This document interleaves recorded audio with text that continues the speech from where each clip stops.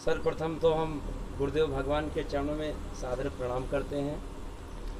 और आज से 2 दिन बाद गुरुजी गुरु पूर्णिमा का पर्व आ रहा है, तो कृपा करके हम गुरुजी ये जानना चाहेंगे कि जीवन में गुरु किसे बनाना चाहिए और गुरु पूर्णिमा के दिन गुरु की पूजा कैसी करनी चाहिए। कृपा करके गुरुदेव भगवान ये हमको बताइए। हाँ, ये बहुत ही उत्तम प्रश्न है, क्योंकि जीवन में जो प्रकाश आता है, जो भी उन्नति होती है, वो गुरु के द्वारा होती है। लेकिन ये पहले विचार करना चाहिए गुरु शब्द का क्या अर्थ है और गुरु कौन हो सकता है। इस विषय में हमारे यहाँ मैं व्याकरण का अध्यापक हूँ, तो व्याकरण में बताया गया है गिरि शब्दे धातु, तो मतलब कि गिणाति उपदिशत इति गुरु, गिणाति उपदिशत इति गुरु, जो हमें वेदांग सहित वेद का अध्ययन कराता है, उपदेश करने में समर्थ है, वही गुरु होता है।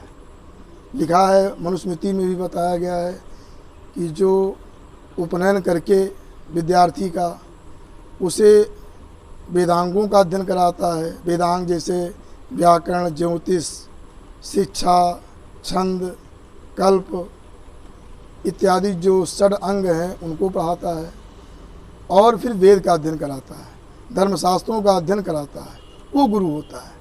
जिसके अंदर ये क्षमता है वही गुरु है। ये नहीं कोई गुरु हो सकता है जब उसे कोई खुद ही बोध नहीं है, वो अपना जा रहा है गड्ढे की ओर, कुएं में गिरने जा रहा है, तुमको भी वहीं लेकर ढकेल देगा। आजकल ये विचार करना चाहिए कौन इस योग्य है। जैसे राम जी ने क्या श्री वशिष्ठ जी को गुरु बनाया, क्यों? अतिशयन वशीति वशिष्ठा, जो अत्यंत अपनी इंद्रियों को बस में कर चुकी थी, वेद शास्त्र के पारंगत थी। वशिष्ठो जपताम बरह, जब करने में बहुत श्रेष्ठ थी। ऐसे गुरु को राम जी ने बनाया, और वो गृहस्थ थे। एक और भी एक बहुत समस्या आ गई है कि जैसे हम अपना गुरु कौन, गृहस्थ हो कि विरक्त हो, क्या हो, इस पर भी चल रहा। लेकिन अब जब आप इतिहास देखेंगे तो हमारे जितने सप्तऋषि सब गृहस्थ हैं, और वही गृहस्थों की दीक्षा गृहस्थ ही देते थे, यही परंपरा है। ऐसा भी ग्रंथों में बताया गया है कि जो वेद सम्मत गुरु होता है वो कैसा गुरु होता है कि पुत्रदार समायुक्तो गुरु रागम सम्मता, जो पुत्र और स्त्री से युक्त होता है वही वेद सम्मत गुरु होता है। ये ध्यान देना चाहिए कि एक तंत्र में कहा गया है कि उदासीनो उदासीनाम वनस्थो वनवासीनाम यति नाम च यति प्रोक्तो गृहस्था नाम गुरुर्गृही। अगर उदासी बनना है उदासी गुरु बना लो, वनवासी बनना वनवासी गुरु होना चाहिए, और इस प्रकार से सन्यासी बनना सन्यासी गुरु होना चाहिए। लेकिन गृहस्था नाम गुरुर्गृही, गृहस्थों का गुरु तो गृहस्थ ही होना चाहिए। सप्तर्षि सब गृहस्थ हैं, पुरानी परंपरा यही थी। आज गृहस्थ धर्म क्यों लुप्त हो रहा है? क्योंकि गुरु उनके गृहस्थ नहीं। अब गृहस्थ का उपदेश कैसे हो पाएगा?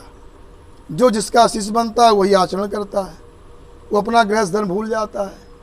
आज गृहस्थ धर्म खतरे में है, संकट में है, क्योंकि सब तरफ से वो बढ़ गया। और पहले गृहस्थ धर्म संपूर्ण था, क्योंकि सब ऋषि गृहस्थ थे और उन्हीं के द्वारा परंपरा चल रही थी। अब फिर आवश्यकता है कि ऋषि परंपरा आरंभ हो और गृहस्थों का गुरु गृहस्थ हो, क्योंकि अब जैसे अब गृहस्थों के लिए बताया गया है धर्म सिंधु में कि गृहस्थ का अगर एकादशी व्रत करता है तो द्वादशी में पारण होना चाहिए। अगर त्रयोदशी या चतुर्दशी में पारण होता है तो व्रत निष्फल हो जाता है। लेकिन गृहस्थ लोग क्या करते हैं? द्वादशी व्रत करेंगे, त्रयोदशी में पारण करेंगे, चतुर्दशी में पारण करेंगे। तो ये मैं बता रहा था कि इस तरह जो विद्वान है और उपनयन दीक्षा दे करके वेद वेदांग का अध्ययन कराता है वो गुरु होता है, उपदिशत गुरु। दूसरा क्या है? आचार्य। गुरु को आचार्य भी कहते हैं। आचार्यो गुरु, हमारे व्याकरण शास्त्र में कहा गया आचार्यो गुरु, आचार्य गुरु है।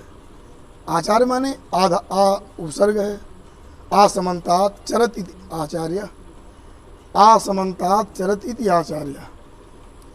तो चरत चर धातु का त्यर्थक है, माने जो पूर्ण रूप दे उपदेश करता है, उपदेश करने में समर्थ है, वो आचार्य। अथवा आसमंतात आचरित माने व्यवहारत, जो पूर्ण रूप से जो शास्त्र मर्यादा का व्यवहार करता अपने जीवन में उसको लाता है, वो आचार्य, क्योंकि वही दूसरे को ले जा सकता है, उसे आचार्य कहते हैं इसे।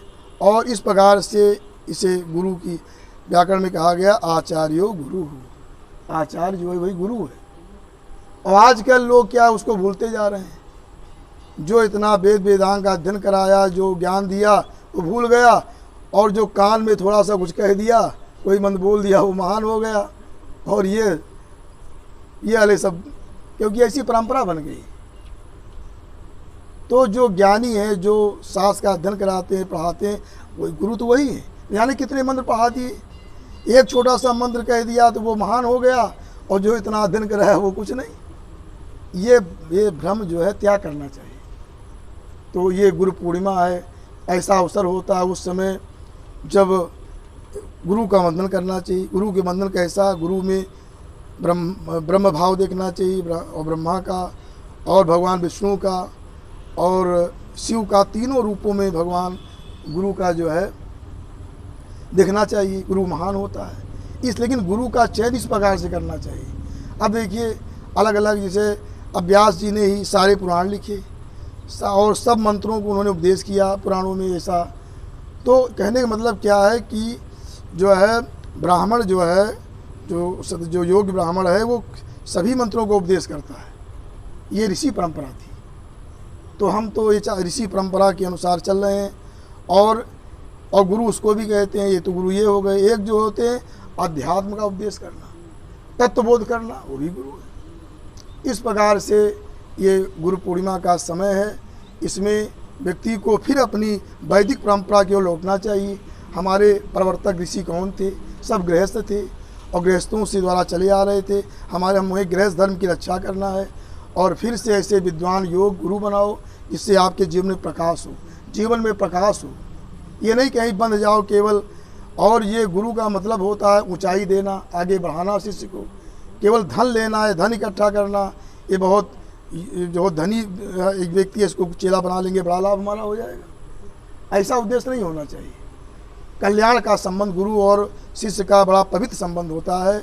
इस पवित्रता को समझते हुए व्यक्ति योग गुरु के पास जा कर के और दीक्षा लेनी चाहिए, जो हमको अपने हम गृहस्थ जीवन में गृहस्थ धर्म का उपदेश करे, हम ब्रह्मचर्य जीवन ब्रह्मचर्य का उपदेश कर सके। ऐसा गुरु हमारा होना चाहिए। और इस प्रकार से मैं अपनी वाणी को विराम दे रहा हूँ। मेरा नाम श्रवण कुमार मिश्र, और मैं अयोध्या निवासी सप्रशुराम शिव पंचायतन मंदिर जो हमारे द्वारा निर्मित है, और इस प्रकार से मैं यहाँ बैठ कर के ये उपदेश कर रहा हूँ भक्तों के लिए। जय परशुराम।